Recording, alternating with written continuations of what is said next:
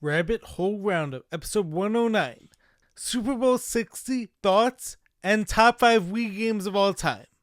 So guys, in today's edition of the Rabbit Hole Roundup, of course I'll be talking about the Super Bowl, and I also have a ton of NBA talk as well, but of course I'm going to be saving that for the end of the episode for the whole sports segment.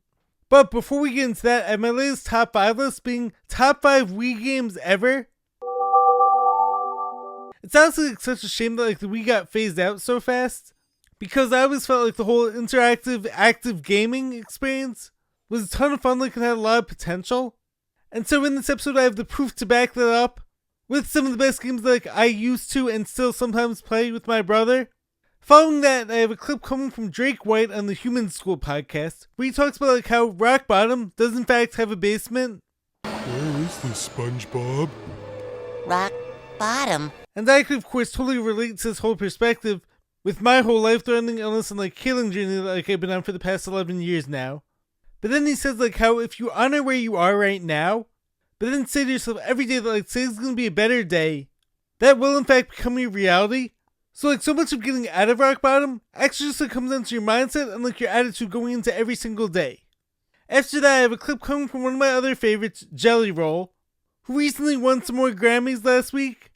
And as I'm always saying when it comes to him, he's a shining example of the power of human transformation. And he shows us how all of us are capable of change. And finally, before diving into our sports recap, I have a clip coming from Joey Swoll, which has to do with making the whole gym community a positive experience for everyone. And then I followed that up with a personal story of how the day after I reposted that Joey Swoll clip, I actually got asked to help someone out in the gym. And so one of my goals is to help make the gym a positive experience for everyone. Because truthfully, at the end of the day, we're all just trying to get better in there. Anyways, without further ado, let's dive deeper now. Rabbit hole time, let's go. We have a lot to cover, so let's get to it now. This is your last chance. After this, there is no turning back. And I show you how deep the rabbit hole goes.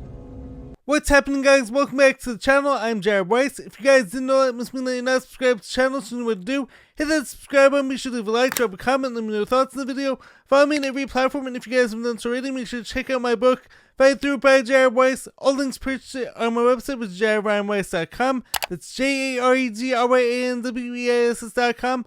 Buy the book, support me, and make sure to check out all the awesome shirts in there as well. Every shirt has been designed by me, every shirt is made of 100% organic cotton, so any support at all, as I'm always saying, would be very greatly appreciated. So let's dive deeper into this rabbit hole, episode 109 now. So first off, as you guys may or may not know by now, I love making these top 5 lists. Sometimes it could be movie related, sometimes it could be sports related, sometimes music or pop culture related, or video games. Well, so for today's top 5 list, we're going into the world of video games, and Wii in particular. So the other day I was playing Wii with my brother, and of course we love to play old video games because so often those are actually the best ones. Who's Gallagher? It's an old-timey video game. And it occurred to me how much fun Wii is. And yes, of course, these days still the whole Nintendo Switch, which is sort of like Wii. But I honestly thought the Wii itself had a really good thing going for it, with the whole interactive and active gaming experience. And it was sad to see how quickly it got phased out. Anyways, I want to refresh your memory on how good some of these games were and are. So we're going with my top 5 Wii games of all time. Let's go now. And just to be clear, there's a wide variety of games across all different genres. Starting with number 5, I'm going with Just Dance. And just to be clear, guys, I am totally straight. Not that there's anything wrong with it anywhere else.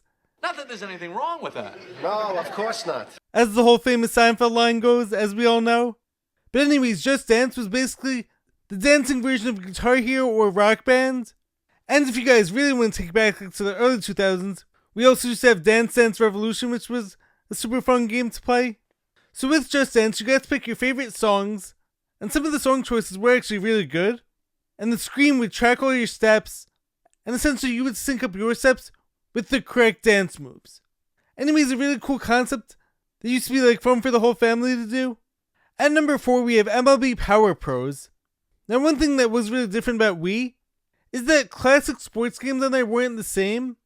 But I think part of what separated it was those games weren't supposed to be the same. It wasn't supposed to be the same experience as Xbox or PlayStation. So yes, of course I played Madden on there, and of course I played NBA on there, but it wasn't exactly as fun. But there was of course a specific segment of games on Wii that actually worked perfectly for that system. So in MLB Power Pros, you had like these miniature versions of MLB players, and it wasn't exactly as good as like Backyard Baseball, another classic computer game, but still it was a ton of fun. Number 3, I'm going with the classic Mario Kart. So especially for any Nintendo system, Mario is always going to be absolute fire, and so of course this was no different. Racing on different courses with all your favorite Mario characters, as well as like running into all the various obstacles, whether it was like fire or water, all these power-ups like bombs and mushrooms and star power. It's always going to be an absolute blast, like racing your friends and something like that. So Mario Kart, of course, a legendary game. Number 2, I think all of us could agree that like this has to be on everyone's top 5 lists. And if it isn't, what are you doing? You may need to like get your head checked. So we have Wii Sports, which of course exemplify the whole Wii gaming system, or rather the whole like active video game experience. So you had tennis where you swung your controller like a racket, and you had bowling which felt like you were at like a real bowling alley, or at least close to it. With of course the funniest glitch in bowling being like whenever you would drop the ball behind you, and all the people behind you would like jump and scream. You had golf, which was actually pretty challenging. And you also had baseball where the controller turned into a bat. And of course, one of the best feelings was like connecting with the ball at just the right time and like hitting a home run. And within each of these sports, there were also like all these mini games, like how many strikes in a row you could get, or how many rallies you could do with a tennis ball, different golf courses, etc., etc. And of course, the craziest part about Wii Sports is that like it was the game that was included when you bought the system. Whoever thought like a free game could be that much fun? And versing your friends in all these games and like sweating and going all out, it was an absolute blast. And now coming in at number 1, I'm not sure like if this is a surprise, but it could be like if you've never heard of it, or you never had the pleasure of playing it. Anyways, drumroll please, we have Mario and Sonic at the Olympic Games. Of course I'm referring to the original version. This game was and still is so much fun to play. So this game is filled with every Mario and Sonic character. You have Mario, Luigi, Daisy, Blaze, Vector, Dr. Eggman, Sonic, Knuckles, etc., etc. And you participate like in various Olympic events, such as track and field, hammer throw, javelin throw, ping pong, long jump, triple jump, swimming, track running, hurdles. And you also like skeet and archery, which were always stressful. But then like you also like a special segment of events called Dream Events, which involved all the classic Mario power-ups. So then you would set up like a circuit of events and compete in the Olympics. It was so much fun and still is. And a funny story about it, so like one of my brother's friends, back in the day whenever he would like come over or have a sleepover at our house, the 3 of us would always play Mario and Sonic. But the funniest part was, he was awful at every event. It was honestly comical like how bad he was at some of these events. All except for the one most random and like possibly even like the hardest dream event, which was called Dream Platform. So he would come in dead last in everything except for that event where he would always finish in first. So anyways, always a fun time. Now I did also come up with some honorable mentions for this list as well. There was actually this one really good like Star Wars story mode game. Then we also had Wii Ski, which was a lot of fun. And PGA Tour, a great one too. With the whole golfing with your controller on like real legit courses with like Tiger Woods. Anyways, let me know your thoughts on my list and like if you guys think I missed any. Next up, I want to share a clip coming from the Human School podcast, where the guest Drake White talks about like how rock bottom actually is a basement, but he also talks about like how to stay positive and like how to come back from that. Being paralyzed at 35 and then watching my wife be basically paralyzed from the breast down and going through infertility and going through losing a kid. My story is rock bottom does have a basement and it sucks.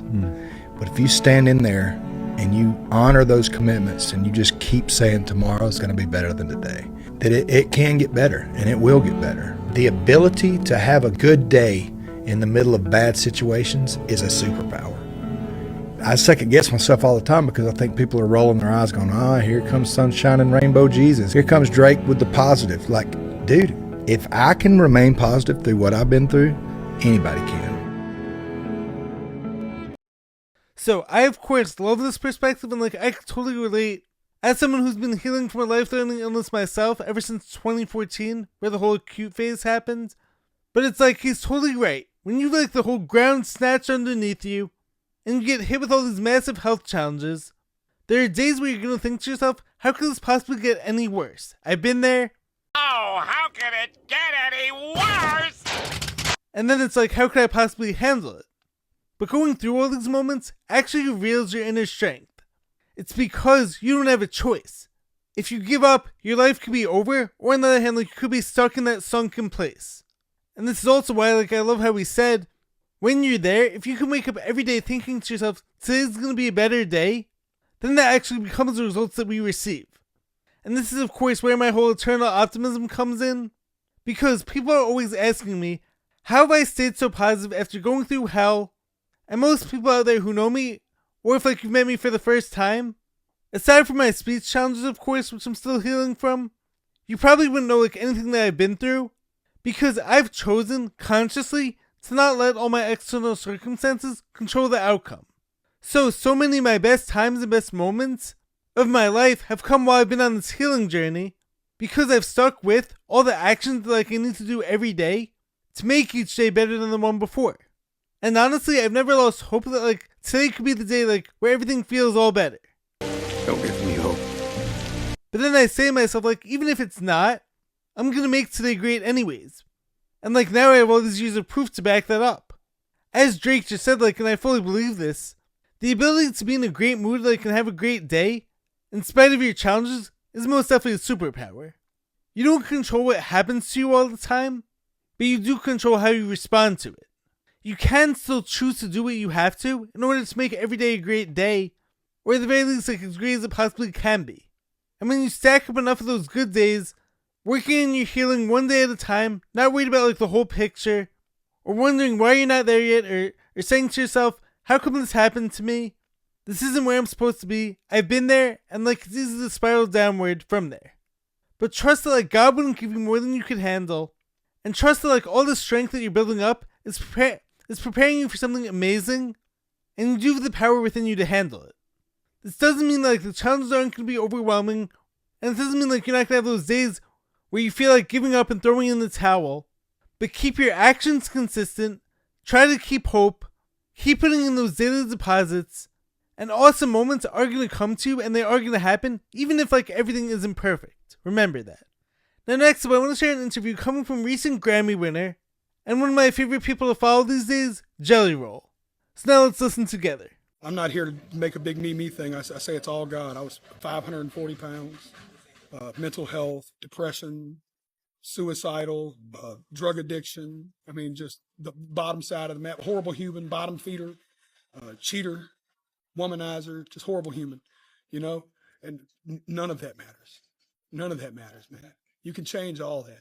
And that'll just be, that's just a shadow that stands beside you every now and then. And you just decide whether or not you feed it anymore. Every day is a new day. Every day is a new day, man. Yesterday's done, man. What is your favorite song of all time? Oh, dude, Bob Seger's Against the Wind. Have you ever heard a song that could do something for you when you were 16 years old, when your first girlfriend breaks your heart in the first verse, and then when you're 41 years old, and I'm going to hit that Sunset Strip some night, and I'm going to hear those drifter days are past me now. There's so much more to think about. Deadlines and commitments, what to leave in and what to take out. So to think that that same song that I was cried over a broken-hearted girl at 14 years old can still make me feel the same way at 41. That's amazing. When you were a kid, who was the first artist you were obsessed with, and what drew you to them? I was obsessed with so many artists. I was that kid. Let's do first concert instead to show you my personality. Perfect. Lollapalooza 1997. Korn, Tool, Snoop Dogg, Damian Marley, Prodigy. It was a really, really cool time. So that shows you a little bit of like the kind of kid I was. Okay, last question. If you could write your childhood self a letter from this Grammys right now, you got several Grammys. Yeah. What would you say? I would say, man, believe it or not, everything is for a reason right now. You have no clue, but there's a bigger purpose that later.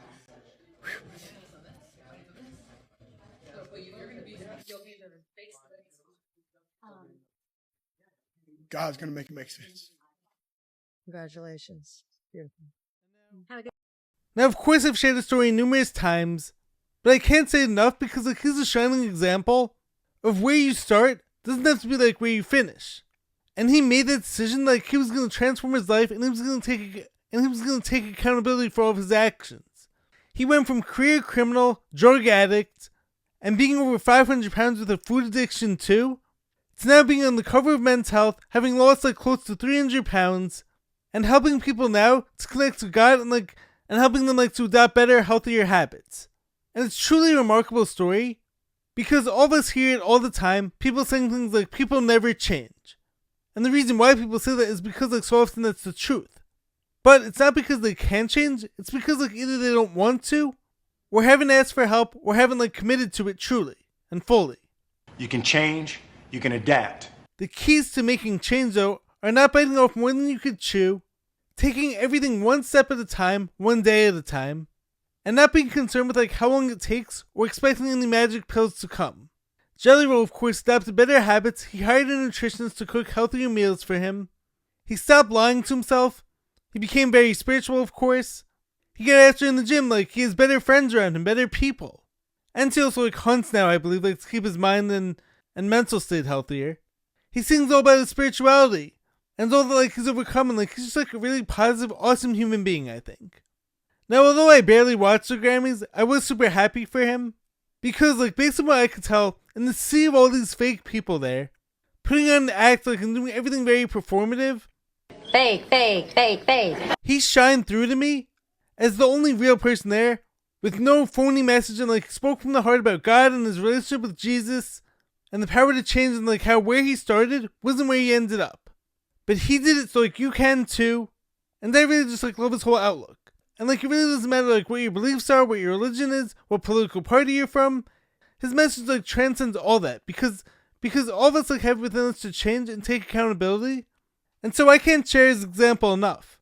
If you're someone out there who's struggling to make those changes, look to his example that like the struggle is real, but you can overcome it one day at a time and like one healthy habit at a time.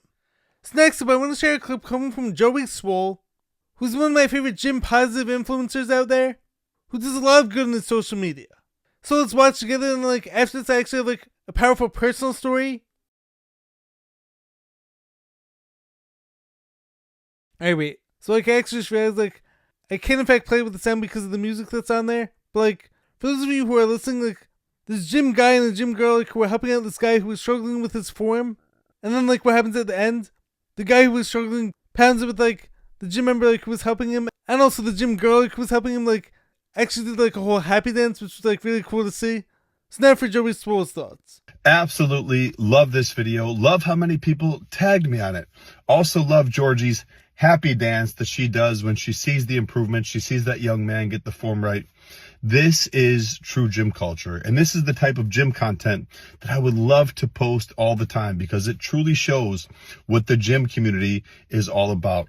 Everyone in there is so willing to help one another, to support everyone, to make everyone feel welcome. And I know there's someone out there that's going to see this video and feel less intimidated about going to the gym. So thank you, Georgie. I'm also not surprised. You put out the best gym content. You deserve all the love. You and that man that stepped in to help him with his form. Thank you, thank you, thank you. Everyone go show them some love and have an amazing, amazing week. Now first of all, I love this clip because like this demonstrates the best type of gym community out there, where instead of like pointing and laughing at someone who has bad form, or being that guy or girl who's like, oh, these people don't even know like how to use the equipment, why are these people like even here working out with me? Instead, this girl and guy helped this guy out and made it into like a really awesome positive experience. You're a good person. Now I shared the story to my Instagram, and I also like reposted it, and like I kid you not, the very next day at the gym, I'm doing power cleans or deadlifts or something like that, and this guy who was like deadlifting one rack over for me, he could tell that like I knew what I was doing in there, so he asked me if I wouldn't mind like checking out his form and helping him out a bit. So I said yes, of course I would love to help him out, and I gave him some pointers, and afterwards, he was also like asking me like what sports I play, as well as like what some of my gym goals are, and he really appreciated my help. And the day after that, like I had to help someone who lost it on the bench press. He didn't have a spot on, like he was going too heavy. But rather than me making him feel bad for this, I said to him like, don't worry about it happens all the time, and that like I've been there before. Now I'm not sure like if this happens to you guys, but like every so often, I'll either say something or write about it or post it, and then like the very next day, I'll be challenged to see like whether or not like I can actually stick to that belief. So in this case, here I am posting about someone like helping someone else out in the gym, and the very next day, here I am presented with this opportunity to help someone out of the gym myself. If that's not divine intervention, or God's way of testing me, then like I don't know what is. The Heavenly Father is listening to us right now. And this also leads me into the gym should be an amazing positive experience for everyone there. It shouldn't only be for like people who are under this weight, or only for people like who could lift this much. No, the gym is a place where everyone is focused on getting better, and it should also be like about supporting other members and making them feel like encouraged. I mean, I honestly love like the whole community aspect of my gym, and that's so often the highlight of my day. Seeing all these people like who are all different ages and like guys and girls who are all in there supporting each other and like who are so kind to me. And so if each and every one of us who go to the gym can be more encouraging to the new people there, or the people like who are afraid of doing something wrong, or the ones who are worried about like being laughed at, it can be a great place for everyone. But don't be that person who's like, why is everyone so fat these days? But then laughs at the person who comes to the gym for the first time. You should actually be respecting them, because like imagine how hard that must be, and like how intimidating it can be for that person to show up for their first time. So I say make them feel welcome, because everyone there is going through their own stuff, and like we're all just trying to get better at the end of the day. So I love this, and like I hope to be sharing more stories like this one. So anyways, on to this week's sports recap, Super Bowl 60 thoughts, as well as like NBA talk, and whatever else I find as well. Let's go now. So as for the Super Bowl game itself, it went pretty much like how I expected it to. I of course predicted that like Seattle was gonna win, but I did also think like it was gonna be like a better, more evenly matched game than it was. But overall, this was like mainly a defensive battle, where the better, more battle-tested team won. I said, of course, coming in that like the Pats had an easy schedule and like an easy road to the Super Bowl, and they of course benefited from that.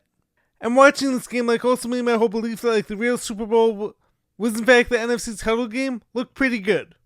The Rams-Seahawks game felt like the real Super Bowl, and like I still believe like those were in fact the two best teams in the NFL from the season. But of course, sticking with this game, first of all, like Sam Darnold actually played like a really great game. Now I heard Colin Cowherd saying this the other day that like Sam Darnold actually understood like every assignment and performed every assignment in this playoffs to the best of his ability, and like I fully agree with that. He had 0 turnovers against some like top defenses, and of course like his stats in the Super Bowl may not actually reflect like how good he was in that game, but he navigated the Patriots blitzes perfectly, and he also like threw it away when he had to, and of course he threw like a great touchdown pass in the third quarter, and overall he did like exactly what the team needed him to. So numbers aside, he played a great game, and also like his whole underdog story is super special. From getting bounced around the league, having all these other teams like give up on him, but the main thing was like he never gave up on himself, and he had like a great support system of parents and coaches to guide him through like all those tough times. Now also Kenneth Walker was fantastic in this game as well. He ran for 135 yards in this game, the second most since Terrell Davis if I'm not mistaken. And he was also like navigating in and out of tackles to perfection. And while if it were possible, I would say like, you sort of like want to give the Super Bowl MVP like to the whole Seattle defense, but I don't think you could do that. So like I have no issue with giving it to Kenneth Walker. He was definitely a difference maker in this game. Now the defense was great on both sides in this game. Christian Gonzalez like for the Patriots is like an absolute stud, and he kept the Pats in this game with some beautiful pass breakups. But Sam Darnold wasn't the one who was seeing ghosts in this game. He was in fact like the Ghostbuster, I think. Drake May though had like a really rough game. Now of course if you know me by now, I don't like tearing players down. But as a Matthew Stafford guy and like someone who picks him to be the clear MVP, I do take like a little victory lap here. Drake May looked overwhelmed in this game and like for most of the playoffs honestly. And I do know like he was playing through an injury. And I also see like a lot of people out there who are blaming the left guard, Will Campbell, for poor pass protection. And yes, of course, Seattle's defense was pressuring May non-stop, and May did take 6 sacks, but like, he was also taking a long time to get the ball out. He had 3 costly turnovers in this game, and yes, some of these passes were in fact like tight windows, but it felt to me like he was playing not to make a mistake, and it's going to be super hard to win that way. Now, being my positive, uplifting self, I will say like, he's still super young, he has time to develop, he got to the Super Bowl like early I think, and I'm pretty sure like, he's going to be just fine, and like I do hope like he bounces back, and hopefully this game makes him stronger, but this game overall exposed who was more battle-tested. The Patriots were not battle-tested, while Seattle on the other hand had to come through like the whole NFC West and that whole gauntlet, and it looked to me like Drake May just like isn't quite there yet. He's currently a player who you win with, but like not because of just yet. He's very talented and like once again like I do think he's going to be totally fine, but this leads me into Matthew Stafford. I don't like to cherry pick games here and there because like of course it goes both ways, But this playoffs revealed why Matthew Stafford was in fact the only choice for MVP, and like the whole MVP voting should not have been that close. And honestly, it would have looked like really bad if MVP did go to Drake May. I mean, Matthew Stafford against the Seahawks this year, the best defense in football, went for like 900 yards and 8 touches with no picks against that defense. Do you guys like realize like how impressive that is? Well, I mean, just look at what the defense did to Drake May. So this game just solidified what I thought, which is that Drake May had a great season, but an easy schedule. Matthew Stafford had the hardest schedule in all of football, and yet he lit up every team he played against basically all season. And Sam Darnold as well. We can't discount like how impressive he was this season and in his playoffs too, of course. Against the Rams, he was fantastic, and this whole playoffs, he did like what was required to help his team win. Now moving ahead, I want to talk about the whole halftime show. I want to try to handle this delicately because, of course, as with everything these days, it's a firecracker topic. So first up, if you genuinely liked Bad Bunny's performance, I'm cool with you. If you hated Bad Bunny's performance, I'm cool with you too. If you're someone who watched and liked Kid Rock's TPUSA performance, I'm cool with you. And branching off of that, if you liked Bad Bunny's performance, it doesn't make you more virtuous.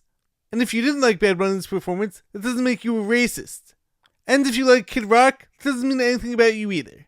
So now that we got that out of the way, let me tell you my thoughts on the whole Bad Bunny performance. I personally didn't really like it because I didn't understand it. Because of course none of it was in English. And I'm actually someone who speaks quite a bit of Spanish, but I don't speak it fluently. And so of course even with my understanding of Spanish, I can understand a mumble rap Spanish rapper. And this guy wasn't playing anthems like Psy and Gangnam Style, where all of us can sing along and know the words, even if we've no clue what's being said. And I get it, yes, this guy is worldwide famous, but I don't think it's racist to ask for a US halftime show to at least be half in English. Now before you Bad Bunny fans get mad at me, hear me out and listen to my suggestion. So one of my all-time favorite artists is actually Pitbull. And I also love J-Lo's songs too. So if you really want to represent the whole Latino community, I would have loved a Pitbull J-Lo show, even if it was the whole English-Spanish mix. And then if you want to have Bad Bunny do a song on the side too, I would have been totally fine with that, probably would have enjoyed it. But it's just this performance caters such a small portion of the country. But now it's for the second straight year I feel I'm being lectured to, where if I didn't like the performance, I'm a racist, as opposed to it's just I didn't like the music. It's last year, even though I actually generally like Kendrick Lamar, I didn't like his halftime show. And yet I had to deal with everyone saying to me, oh, you didn't understand the whole subliminal message. You didn't understand the message. And this year I see RG3, who's someone who I generally like a good amount of what he tweets out. But yet here he is tweeting out, most of us didn't understand a word of what Bad Bunny said. But this was actually about feeling the vibes.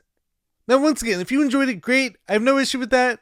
But I didn't have to hear all this caping up and all this type of reasoning when it came to the Dr. Dre, Snoop Dogg, and Eminem performance.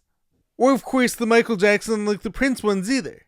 Or even the J-Lo Shakira one. Because those were all pretty much universally loved, I think. And I'm someone who loved those too. And once again, I now try to stay out of politics because it's mostly two wings of the same bird. Most of these conversations are just gonna divide everyone, and that's not my goal. I'm not into this whole constant division, getting everyone to hate each other. So just to be clear, I went into this with an open mind. I wasn't someone who was searching for reasons to hate it. And so in general, I had no issues with the show itself. It wasn't really horribly divisive in any way. But once again, it doesn't make you a racist to expect English in a Super Bowl performance, or something at the very least the vast majority of us can understand it and sing along to it. And so can we please just go back to the days where you're allowed to not like something just because it's not your taste? Or that you don't understand the lyrics? I mean, it's for instance, you wouldn't ask your grandma why she doesn't rap and then call her racist for not liking it. And whenever you make these blanket statements, this is my issue when it comes to politics too, it shuts down actual real life conversation. Why can't all of us honestly say why we don't like this? The way that politics are always set up is it doesn't allow for a gray area. You're either this or that. This belief or that one. So for this show, I want to hear why people liked or didn't like it. Not automatically assume this about people who liked it and those who didn't. So therefore, even the people who did like it, and even the people who loved it, should be able to say to themselves, well, I see why this person didn't like it, without bringing up racism or virtue signaling. So overall, it's okay for people to disagree on things. It doesn't make them bad people, and not everyone has to like what you do. And I'm all for like inclusion and like representing different cultures, but if none of us can understand like what's being said, how well does that message come across? And of course, like there's much bigger issues in the world, there's much bigger fish to fry out there. I'm not like up in arms, but like these are just my thoughts. I am sure though like there was an agenda like to divide us, and I'm not even saying like the performance was divisive. I just didn't understand it. Anyways, what do you guys think of it? Don't come after me for my take, please. I come in peace. And now for some NBA talk. First up, we also like the Pistons-Hornets fight. Or should I say brawl and like malice? All I have to say is like, if that's a first round playoff matchup, get your popcorn out. The Pistons have been playing some amazing basketball. And they're like super healthy team. You've Duncan Robinson shooting well. You've Tobias Harris, my guy, playing well. Cade Cunningham leading the way. Jalen Duren playing at like an all-star level. That team is like super tough to beat. But the Hornets have been playing really well too. Even though like they got their 9-game win streak snapped, that team in that lineup of LaMelo Ball, Brandon Miller, Diabate, Bridges, and Knipple, that team is dangerous. And they also play a super fun brand of basketball too. Now next story. I don't like Damian Lillard participating in this year's 3-point contest after not having played like in any games all season. If we want these events to be about merit and integrity and like someone having to earn their spot, having someone who hasn't played the game all season just like feels wrong. And with all the All-Star game issues like we've all seen in past years, this just like adds to that. And look, I like Dame, I'm a fan of him, but if you can't play in the game all season, you shouldn't be in the 3-point contest. Now finally, my LA Lakers favorite team. I like what I'm seeing so far, even though that team lost to the Thunder last night. Luke Kennard was a great addition. I watched his debut against the Warriors, and like he definitely adds like a whole other element to that team. Now I've also been saying that like Rui Hachimura, Marcus Smart, and Jared Vanderbilt have to be an integral part of this team if this team like wants to go anywhere in the playoffs, because those three can defend at a high level, and Rui has been shooting great too, and will never get like enough credit for what he does. And of course, LeBron and AR have been looking great too ever since AR came back. LeBron just had like a second straight game of 10 assists and like over 20 points. AR has looked like super strong even though he's still like on a minutes restriction. Now of course this team does have to like clean up like some sloppy play. I mean, no Luka, no Shea in that game. It's gonna be like tough like to judge where the teams are gonna be at come playoff time. But I'm not putting a ceiling on like what this Lakers team can accomplish. But those three are gonna have to play a super big role, I think. If they can like stay on the floor for long enough with good enough offense and like good enough shooting, that team can be dangerous, I believe. And also like another player who's been giving a great effort recently is Maxi Kleber. He was hurt and like playing hurt for like the past year, but like he's finally looking good like and he's contributing on both ends of the floor. Now also elsewhere around the league, the Clippers of course gave up Harden to the Cavs, and like the Cavs have been like 2-0 since he got there. He's been looking good, even though like I don't like how he left the Clippers. And like as a result, like I'm actually currently hoping like the Clippers still make the playoffs. Having gotten rid of Harden and Zubac, Kawhi's gonna go on like a ridiculous tear the second half of the season, I believe. And furthermore, even though like this trade deadline had like the most moves ever, I believe, I don't really see like any teams who really got like that much better. Anyways, what do you guys think? Let me know your thoughts in the comments below, and let's get back to finish the video now. Anyways, I hope you guys enjoyed the video. I hope you guys enjoyed the topics. Let me know your thoughts in the comments below. If you guys liked what you heard, make sure to leave a like, drop a comment, subscribe to the channel. I will catch you guys next time. Stay positive, stay hustling, stay grinding, catch you next time. Peace.